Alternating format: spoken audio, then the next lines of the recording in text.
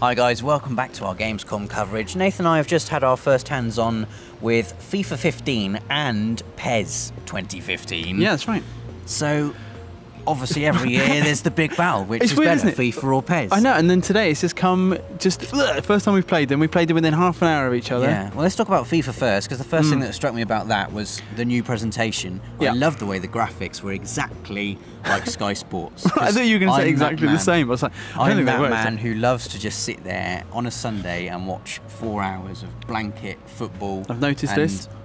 Like all the formation graphics they were just Sky Sports. Like the club badges and the little white spinny circle. There's a squareness to them, I find. Yeah. And Chris Foy was a referee in it. Yeah. Now, if you don't know anything about football, Chris Foy is a real referee. He's a real man. And that is a big deal for FIFA, because usually games are refereed by Hayden Pennyfeather. See, or you know, like someone else who's not real. I know this is upping the realness is a key aim of FIFA, and it's a big deal for people who are properly into the game. I play the game a lot, but this isn't to me such a big deal. But to you, it's like now you have a focus for your hatred, and it's a real person, and that seems to be it's not red that's it already. We played like one game, and you went Foy.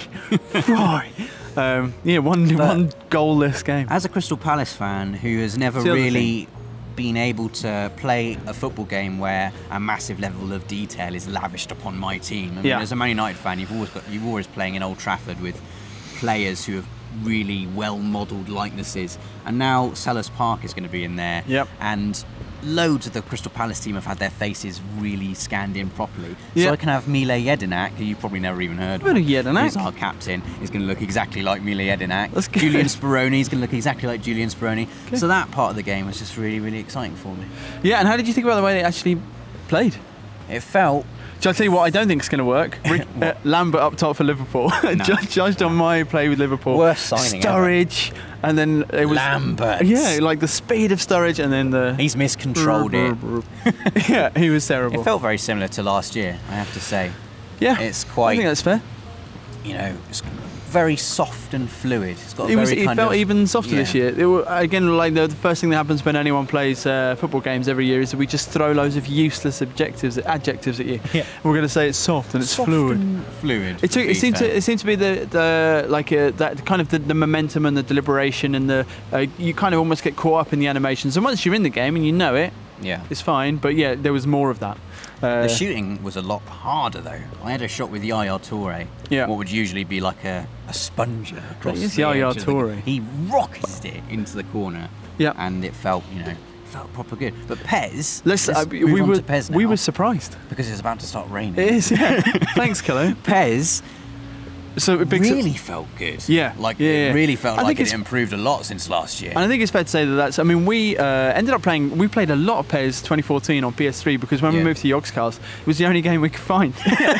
So we started a Master League, and we play it every lunchtime, and so the difference to us is immediate. And that isn't to say that we necessarily like PES more than FIFA, because I think that up until this year, probably FIFA has been the most loved game, even though we play PES a great deal. And we both said on the basis of it was only one go of each, but we were both like, well, this year's going to be. And it says every year. We don't say it every year. Every year we're like, no, FIFA's still better. For me, but this is different. From what I've played of the two games, which was 10 minutes on each. Yeah, I like the football better in PES. That seems enough. I like the football better in PES. I think it's okay to be honest about that. It was really responsive. Yeah. Really sharp.